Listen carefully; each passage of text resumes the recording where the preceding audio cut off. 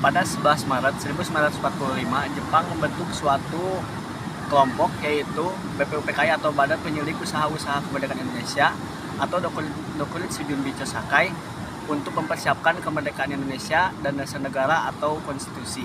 Dan pada 29 Mei sampai 1 Juni 1945 terdapat tiga orang yang mencetuskan dasar negara, itu Muhammad Yamin, Supomo, dan Insinyur Soekarno. Tetapi yang paling relevan atau yang paling sering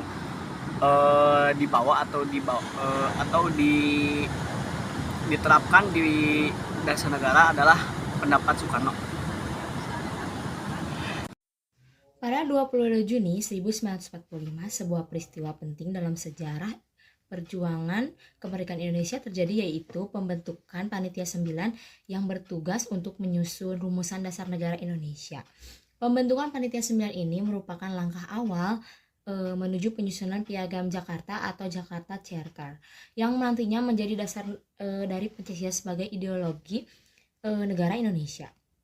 Latar belakang pembentukan Panitia 9 pada saat itu Jepang yang menduduki Indonesia dalam Perang Dunia Kedua sedang mengalami kemunduran. Di tengah situasi ini, golongan pemimpin Indonesia semakin bertekad untuk mempersiapkan kemerdekaan pada tanggal 1 Juni 1945. Soekarno menyampaikan pidato tentang dasar negara yang dikenal dengan nama lahirnya Pancasila pada 22 Juni 1945. Panitia 9 dibentuk untuk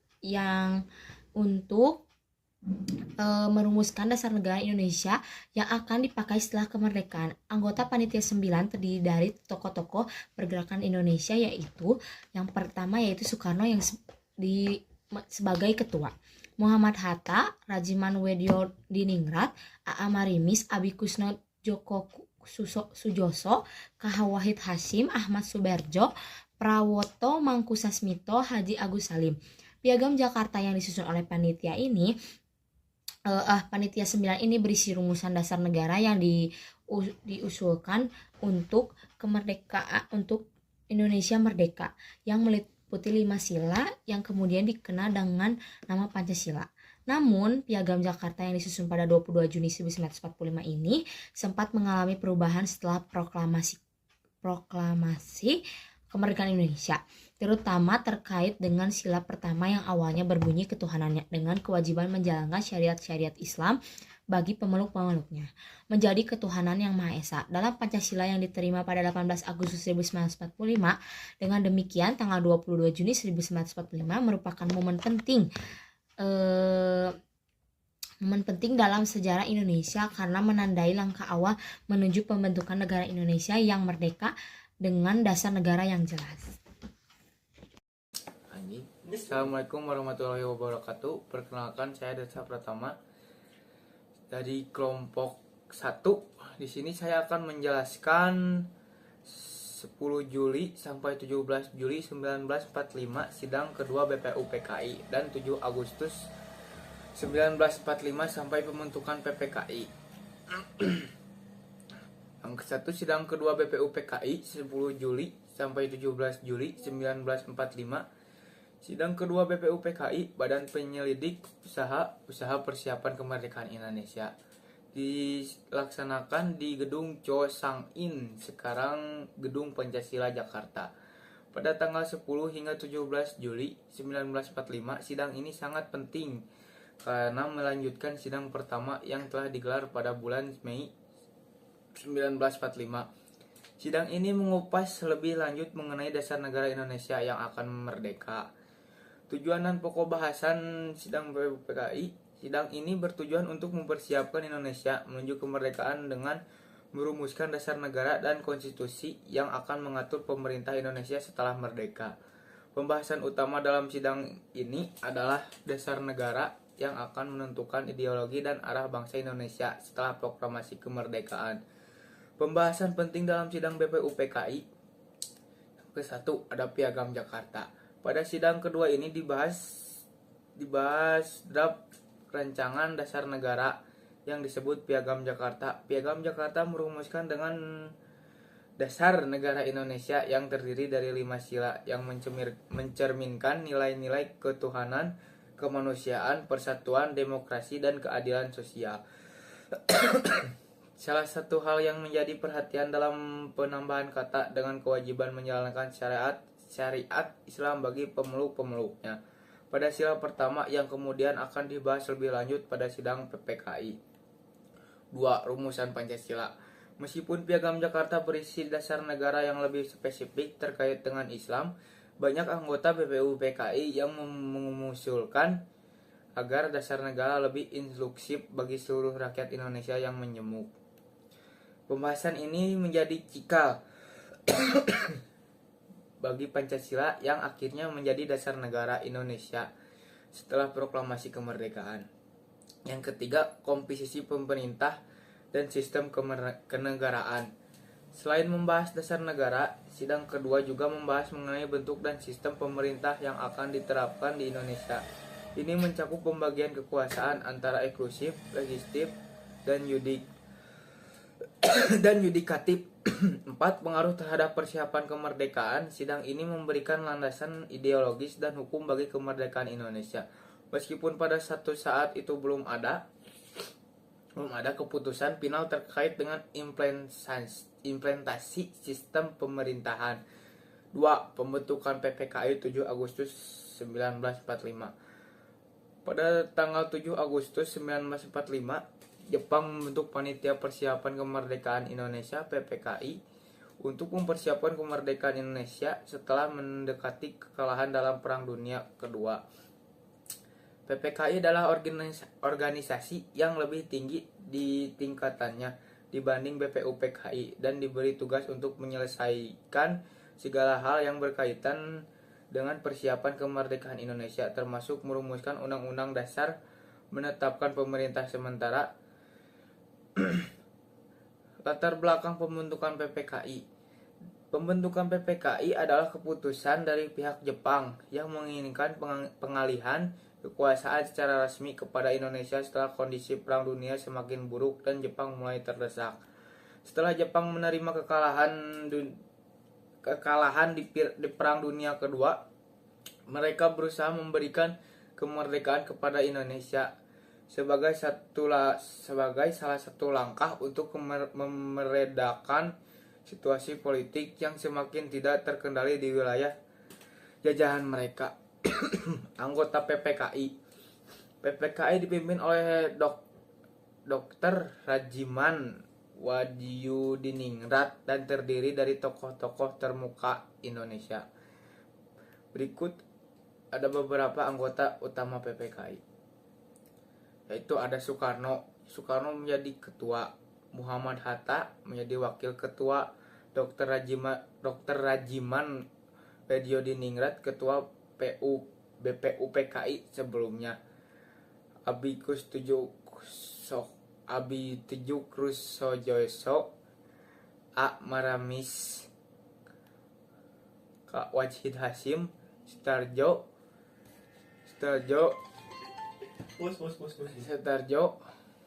Kartohidjoprojro,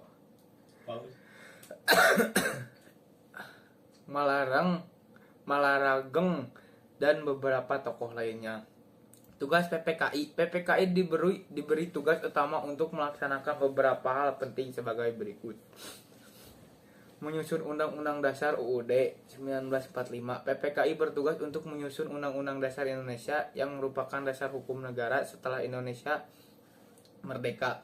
Pada tanggal 18 Agustus 1945, PPKI menyusun dan mengesahkan Undang-Undang Dasar 1945 yang digunakan sampai sekarang sebagai konstitusi negara Indonesia. 2. Pemilihan Presiden dan Wakil Presiden. PPKI juga bertugas untuk memilih Presiden dan Wakil Presiden Republik Indonesia pada sidang pertama PPKI pada tanggal 18 Agustus 1945. Diputuskan bahwa Soekarno menjadi Presiden pertama Indonesia dan Muhammad Hatta menjadi Wakil Presiden. Menetapkan pembentukan pemerintahan negara. Selain itu, yang ketiga, menetapkan pembentukan pemerintahan negara sementara. Selain itu, PPKI juga menetapkan pembentukan pemerintahan sementara Indonesia pasca proklamasi kemerdekaan. Pemerintahan ini akan menjalankan negara hingga terbentuknya struktur pemerintahan yang lebih permanen. Kesimpulan dari saya, peristiwa-peristiwa yang terjadi pada tanggal 10 sampai 17 Juli 1945 atau sidang kedua BPUPKI dan 7 Agustus 1945 atau pembentukan PPKI merupakan tonggak sejarah yang sangat penting dan perjalanan menuju kemerdekaan Indonesia. Sidang kedua BPUPKI mengarah pada penentuan dasar negara dan ideologi. Sementara pembentukan PPKI pada 17 Agustus 1945 menandakan kesimpulan Indonesia untuk memproklamasikan kemerdekaannya, yang kemudian dilakukan pada 17 Agustus 1945. PPKI memainkan peran kunci dalam merumuskan Undang-Undang Dasar 1945 yang menjadi dasar hukum Indonesia yang merdeka. Itu yang dijelaskan dari saya. Assalamualaikum warahmatullahi wabarakatuh. Assalamualaikum warahmatullahi wabarakatuh. Nama saya Fahid Abtajani. Saya perwakilan dari kelompok 1 unit 1 akan menjelaskan tentang sejarah konstitusi dan demokrasi konstitusi. Pertama-tama saya akan menjelaskan tentang sejarah konstitusi tanggal 18 Agustus 1945 sampai sidang pertama PPKI dan mengesahkan UUD 1945. Dalam sidang ini, PPKI mengambil langkah-langkah penting, yaitu 1. PPKI perubahan PPKI.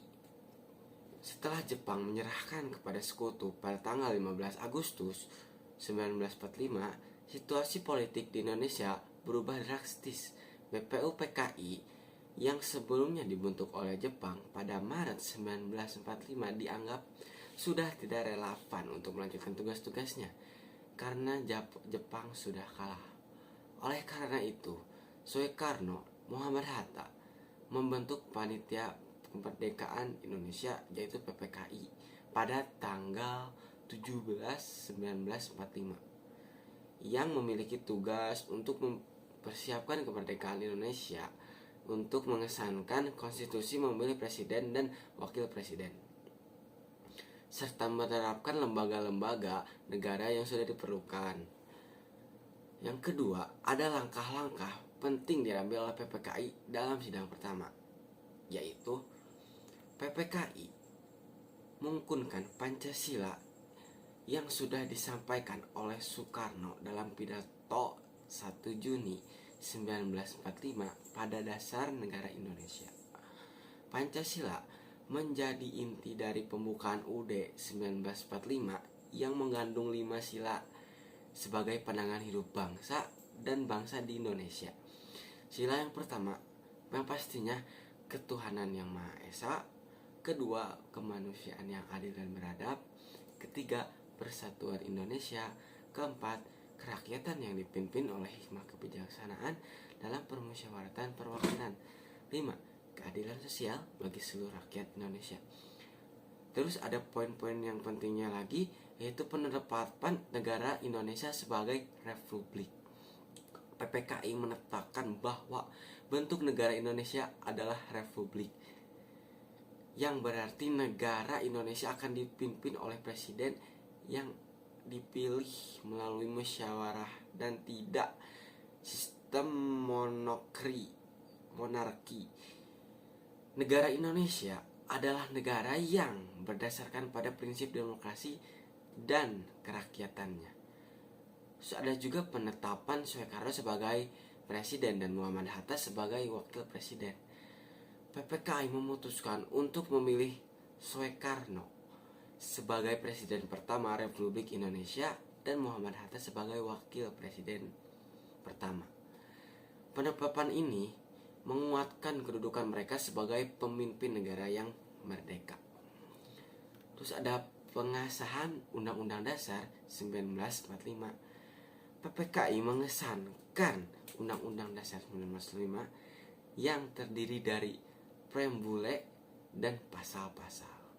Dalam sidang ini, Undang-Undang 1945 disahkan dengan pasal-pasal yang mengatur tentang pembagian kekuasaan antara lembaga negara, hak-hak dengan masyarakat, serta sistem pemerintahan Indonesia yang berbentuk republik. Prebule yaitu pembukaan, berisi tujuan dan cita-cita negara Indonesia, yang di dalamnya mengandung semangat kemerdekaan, persatuan, dan keadilan sosial. Pasal-pasal mengatur tentang struktur negara, kekuasaan presiden, pembentukan lembaga negara seperti Dewan Perwakilan Rakyat atau DPR, dan kewenangan masing-masing lembaga negara. Terus juga ada pembentukan pemerintahan sementara. Selain mengesahkan UUD 1945, PPKI juga mengambil langkah untuk membentuk pemerintahan negara yang siap menjalankan tugas negara. Dengan disahkannya Undang-Undang Dasar 1945, Indonesia memiliki hukum untuk menjalankan pemerintahan dan mengatur kehidupan bangsa dan bernegara.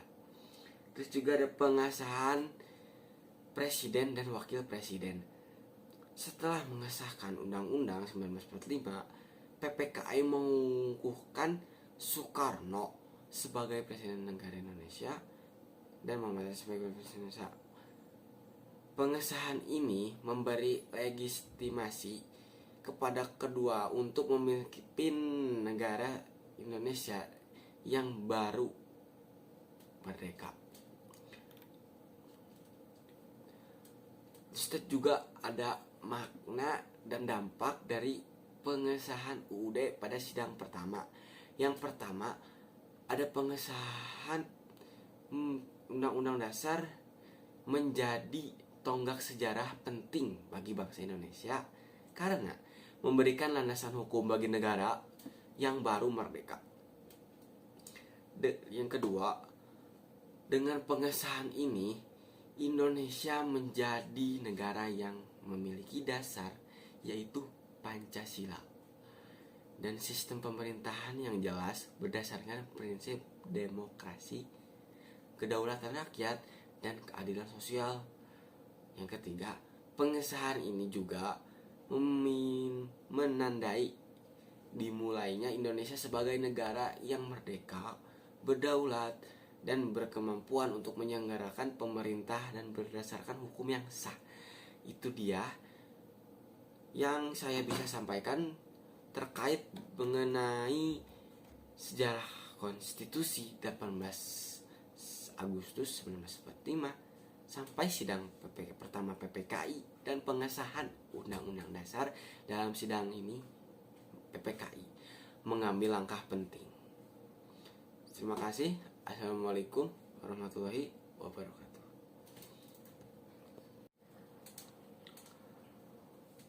Dinamika perkembangan konstitusi dari masa ke masa. Yang pertama ada tahun 1945 sampai Undang-Undang Dasar 1945. Yang pertama ada tanggal 17 Agustus 1945, yaitu tentang proklamasi kemerdekaan Indonesia dinyatakan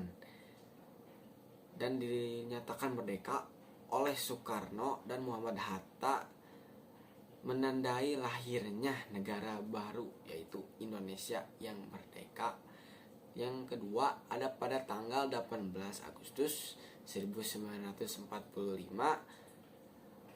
Panitia Persiapan Kemerdekaan Indonesia atau PPKI mengesahkan tahun 1945 sebagai konstitusi pertama.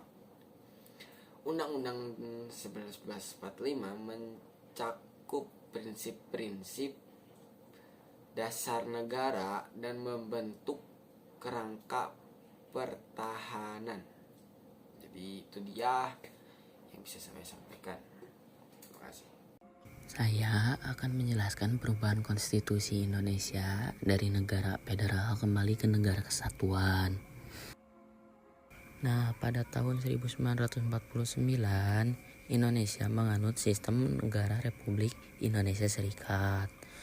Namun, pada tahun 1950, Indonesia kembali menjadi negara kesatuan. Awalnya pada tanggal 22 Maret 1949 terjadi konferensi meja bundar antara pihak Indonesia dan pihak Belanda, menghasilkan kesepakatan penting antara pihak Indonesia dan pihak Belanda, yaitu Perjanjian Renville. Lalu selanjutnya pada tanggal 27 Desember 1949, setelah konferensi meja bundar, Belanda tanda tangan piagam konferensi meja bundar dan Indonesia dibentuk menjadi sistem Republik Indonesia Serikat, dengan Republik Indonesia dibentuk sebagai salah satu negara bagian.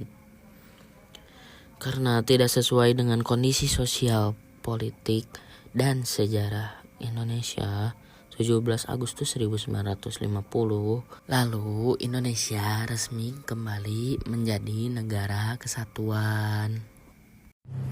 Assalamualaikum warahmatullahi wabarakatuh. Perkenalkan, saya Nadia Safira Nurfadilah.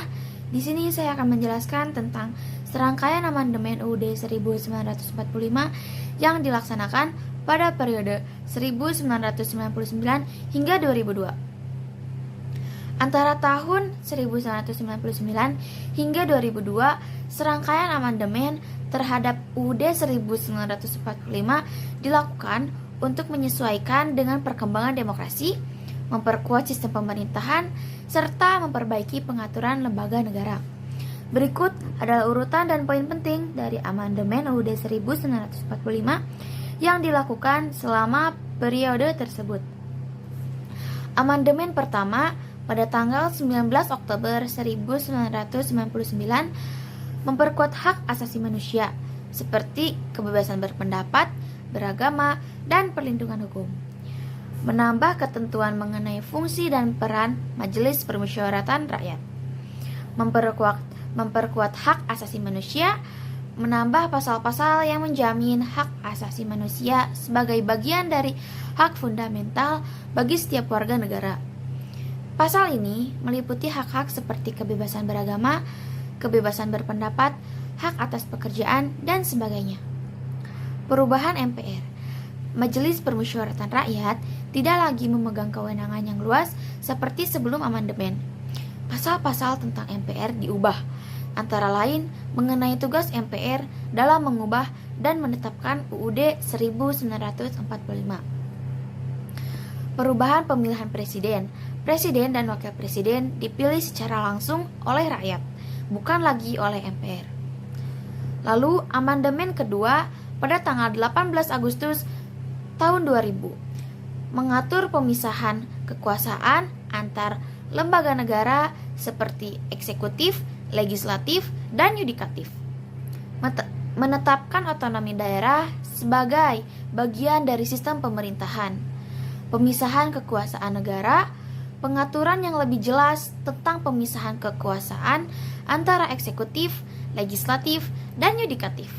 Setiap lembaga negara diberi kewenangan yang lebih spesifik dan independen. Penguatan DPR, Dewan Perwakilan Rakyat, mendapat kekuasaan lebih dalam mengawasi kebijakan eksekutif, termasuk hak angket dan hak interpelasi. Pemberhentian presiden diatur prosedur yang lebih jelas mengenai pemberhentian presiden, termasuk dalam hal pelanggaran hukum atau ketidakmampuan menjalankan tugas. Lalu amandemen ketiga pada tanggal 9 November 2001 memperkenalkan pemilihan langsung oleh presiden dan wakil presiden, membentuk Dewan Perwakilan Daerah sebagai bagian dari parlemen, memperkuat sistem demokrasi dan pengaturan tentang HAM. Reformasi struktur MPR. MPR diubah menjadi lembaga yang hanya terdiri dari anggota DPR dan DPD. Sebelumnya, MPR juga terdiri dari utusan daerah dan utusan golongan yang dihapuskan. Pemilihan presiden secara langsung. Presiden dan wakil presiden dipilih secara langsung oleh rakyat melalui pemilu. Penguatan DPR dan DPD menetapkan peran DPD sebagai lembaga yang lebih independen dalam memberikan pertimbangan kepada DPR terkait legislasi dan masalah daerah. Lalu, Parlemen keempat pada tanggal 10 Agustus 2002 mengatur sistem perencanaan pembangunan nasional jangka panjang, menegaskan pentingnya pendidikan nasional sebagai hak bagi semua warga negara, menyusun ulang pasal tentang pemilihan presiden, menyempurnakan ketentuan mengenai pemilihan presiden langsung oleh rakyat, serta mengatur pemilihan presiden yang bersifat langsung, umum, bebas, rahasia, jujur, dan adil. Batasan jabatan presiden. Presiden dan wakil presiden hanya dapat menjabat maksimal 2 periode berturut-turut. Pembatasan kekuasaan eksekutif. Pemerintahan diatur agar lebih akuntabel dan tunduk pada pengawasan DPR. Perubahan ini dilakukan untuk memperkuat demokrasi, menjamin hak asasi manusia, dan melaraskan sistem ketatanegaraan Indonesia.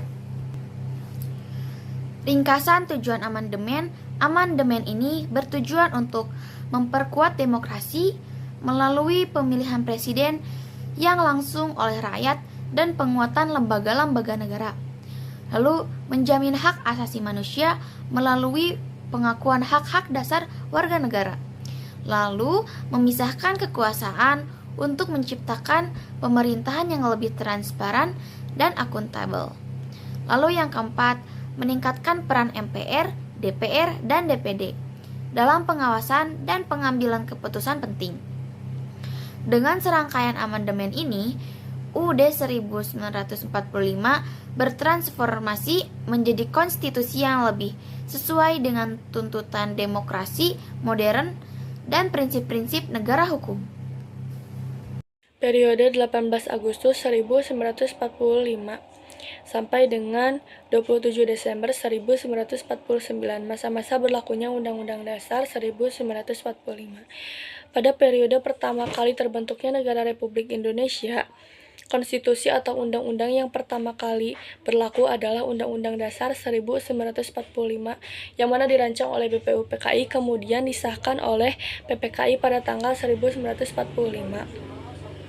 Menurut Undang-Undang Dasar 1945, kedaulatan berada di tangan rakyat yang kemudian dilakukan oleh MPR sebagai lembaga tertinggi negara. Berdasarkan Undang-Undang Dasar 1945, MPR terdiri dari DPR, utusan daerah, dan juga utusan golongan. Dalam menjalankan kedaulatan rakyat, memiliki tugas dan wewenang untuk menetapkan Undang-Undang Dasar, garis-garis besar haluan negara, memilih dan mengangkat presiden dan wakil presiden, serta mengubah undang-undang dasar. Selain MPR, terdapat lembaga tertinggi negara lainnya di bawah MPR, yaitu Presiden yang menjalankan pemerintahan, DPR yang membuat undang-undang, Dewan Pertimbangan Rakyat, dan juga Mahkamah Agung. Menyadari bahwasanya negara Indonesia baru saja terbentuk, tidak mungkin semua urusan dijalankan berdasarkan konstitusi kesepakatan, maka berdasarkan hasil kesepakatan yang termuat dalam pasal 3 aturan peralihan menyatakan untuk pertama kali presiden dan wakil presiden dipilih oleh PPKI. Kemudian dipilihlah secara aklamasi Soekarno dan Muhammad Hatta sebagai presiden dan wakil presiden negara Republik Indonesia yang pertama kali. Dalam menjalankan tugasnya, presiden dibantu oleh komite. Assalamualaikum warahmatullahi wabarakatuh. Perkenalkan, nama saya Muhammad Rifki. Saya akan menjelaskan amandemen 2004 dan amandemen 2023. Amandemen 2004 perubahan keempat UUD 1945 adalah amandemen terakhir yang dilakukan untuk memperkuat demokrasi di Indonesia. Presiden dan wakil presiden dipilih langsung oleh rakyat, dibentuk Dewan Perwakilan Daerah (DPD) untuk mewakili kepentingan daerah. Alokasi 20% anggaran untuk pendidikan diwajibkan.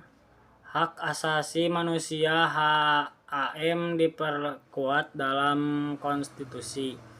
MPR tidak lagi lebih lembaga tertinggi negara sejarah dengan lembaga tinggi lainnya. Mahkamah Konstitusi MK dilakui sebagai penjaga konstitusi. Hingga 2023, belum ada amandemen baru terhadap UUD 1945 meskipun terdapat wacana seperti penguatan DPD dan perubahan sistem pemilu MPR. Meskipun amandemen kelima belum dilakukan, perubahan terakhir terdiri pada periode 1909 sampai 2002. Mencakup pembatasan masa jabatan presiden. Sekian dari saya, terima kasih.